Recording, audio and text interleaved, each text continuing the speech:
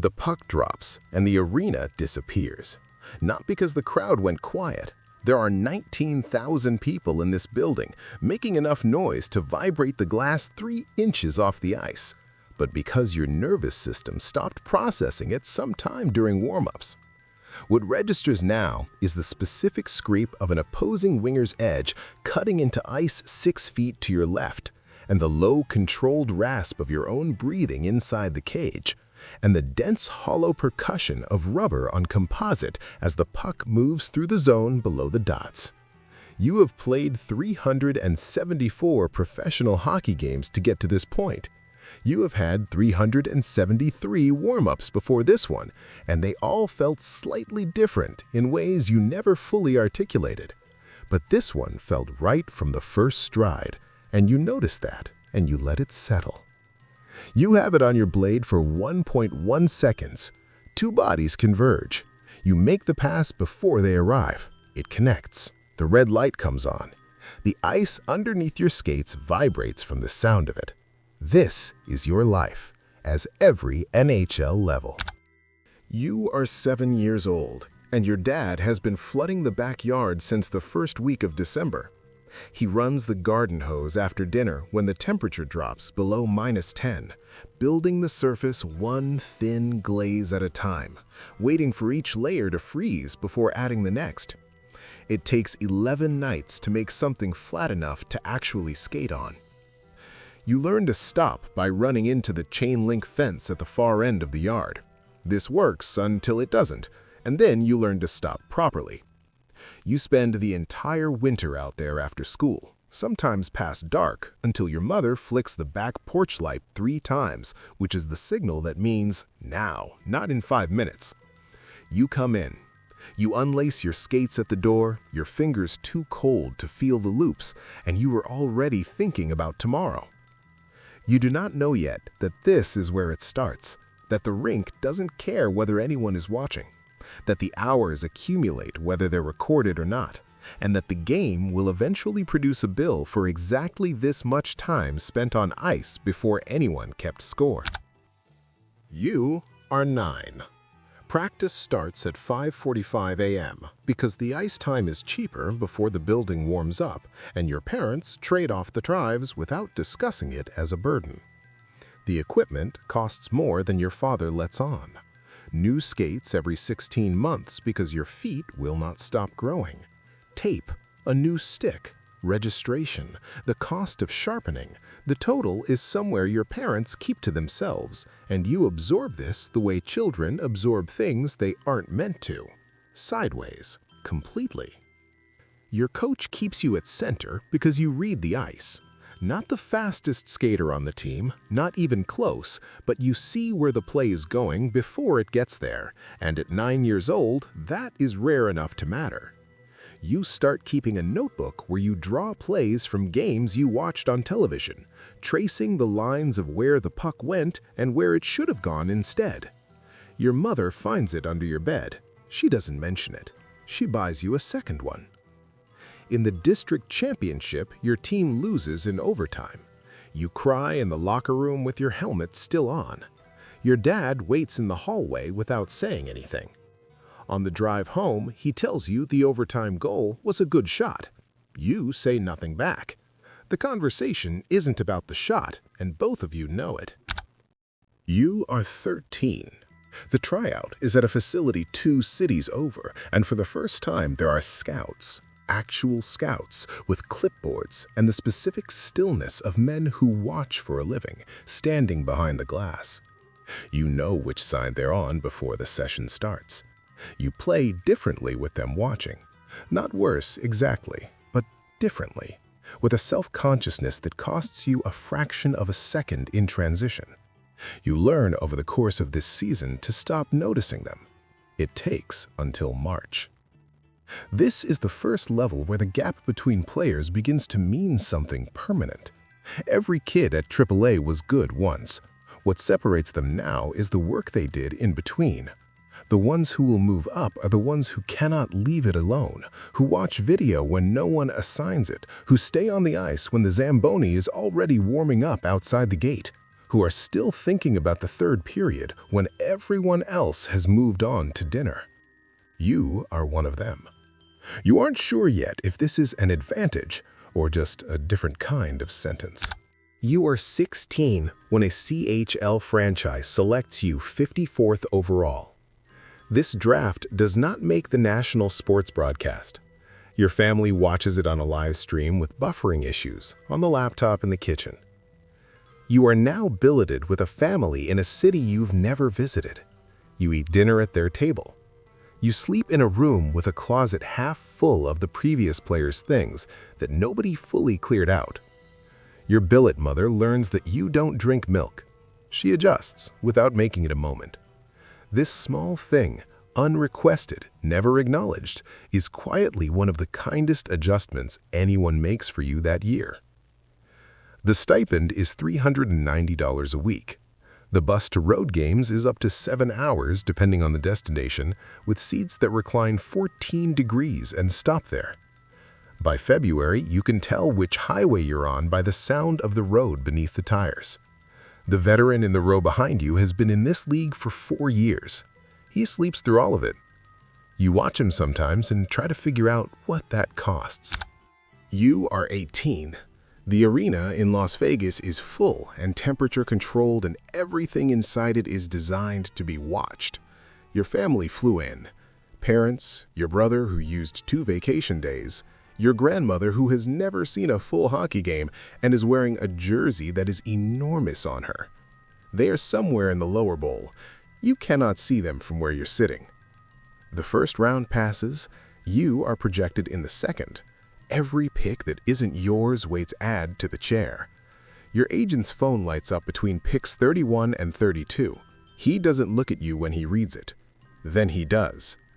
The Nashville Predators call your name with the 34th pick overall. You walk to the stage, you put on the jersey. The hat sits slightly off-center and you don't adjust it because your hands are not entirely under your control right now. You smile for the photograph. You will look at this photograph for the rest of your life and see yourself at the exact moment when the possibility became an obligation. That is not a complaint. It is just the shape of it. Nashville assigns you to Milwaukee. Your first professional apartment has a ceiling fan with 1 blade that clicks on every rotation. Your lease is month to month. The couch cost $40 at an estate sale and leans slightly to the right. You put a book under the short leg. It stays there for 9 months, and you stop noticing it by the 3rd week. The American Hockey League is where the organization's opinion of you gets corrected or confirmed. The players here are not development prospects in the hopeful sense. They are professionals competing for roster spots that exist in a finite supply, and they will take your minutes if you give them a reason to. The game is faster than the OHL in ways the preseason did not prepare you for. The gap control issues your coach flagged in October are still there in December, just expressed differently, refined into a slightly less obvious error that costs the same number of goals. You are on the phone with your parents every Sunday. You tell them it's going well. It is going well enough. The distance between those 2 statements is invisible over the phone, and you decide it doesn't need to be visible. Your mother asks if you're eating enough. You say yes. You are eating enough. You are also eating the same 4 meals on rotation, because cooking is another skill the development timeline didn't leave room for. It happens on a Wednesday in January. Nashville has a forward on injured reserve. They need a body for 4 games, possibly 5. Your coach calls you out a film review. You are still in your warm-up gear. He tells you in 12 words. You pack a carry-on because nobody says how long you'll be gone. A car from the organization meets you at the Nashville airport. The driver uses your last name when he confirms it's you. This detail, that someone in the organization knew to send a car, knew your name, stays with you longer than it should. You dress for warm-ups at Bridgestone Arena in front of 17,000 people and take your first NHL shift 9 minutes into the second period. You are on the ice for 51 seconds. You clear a puck from the defensive zone, get caught pinching at the offensive blue line, and get back to the bench. Your legs are shaking slightly, not from fatigue, from something closer to voltage, and you run the shift back in your head twice before the next line change. 51 seconds. You have been a professional hockey player for 3 years, and 51 seconds is what it looks like on paper. You get more, but not yet, and you sit with that. You think about the 8-year-old running into the chain link fence, how he didn't think about what came after, how he just wanted to feel the same thing again immediately. You understand him better now than you did when you were him. Year 4. You are 23. Nashville keeps you on the active roster for the full season. Your role is third-line left wing and penalty killer. Not the part of the game that generates headlines, but the part that determines whether close games stay close. You average 14-18 of ice time per night.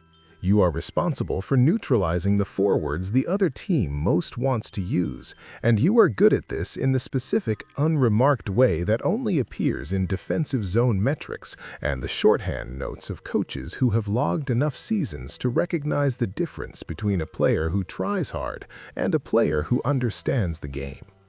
These are not the same thing. It takes years to become the second one. Most players who try hard never figure out why they stalled. A kid at a November home game asks you to sign a hockey card during warm-ups. His dad holds him over the glass. You sign it, tap the kid's hand with your glove, and keep skating. On the drive home after that game, you think about your own father running the hose after dinner in below-zero temperatures, building a rink one layer at a time for weeks, never once making it feel like a sacrifice. You think about what it actually costs to do a thing like that quietly. And you think about how you're only now, at 23, beginning to understand the arithmetic of it. The transaction was always just, I'll put the rink here, you decide what happens next. He never asked for credit. The rink was the credit. Game 6 of the second round. Your team leads the series 3-2. The building tonight is running at a frequency you feel in your sternum from the tunnel before you see the ice. 17 minutes into the third period. Score tied at 2. Power play. The point is yours. The shooting lane opens for a fraction of a second, and your muscle memory resolves the decision before your conscious mind finishes asking the question. Your weight transfers, your bottom hand pulls through, the puck leaves your stick at 94 miles per hour, goes low glove side, and the red light comes on. The arena produces a sound you've never heard in a building before. Not loud exactly, though it is very loud, but pressurized, as if the room held its breath for 17 minutes and is releasing it all at once.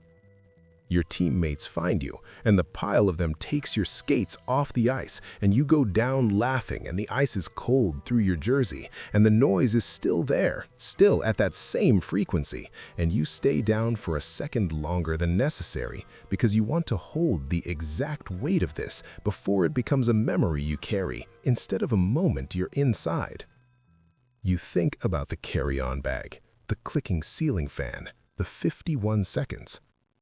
You get back up, 93 seconds left. The game is not over. You win it in regulation, 3-2, final.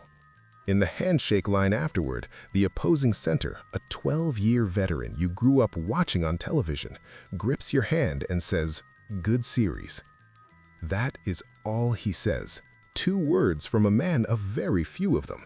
And you carry those 2 words off the ice and into the locker room where your teammates are already louder than the arena was.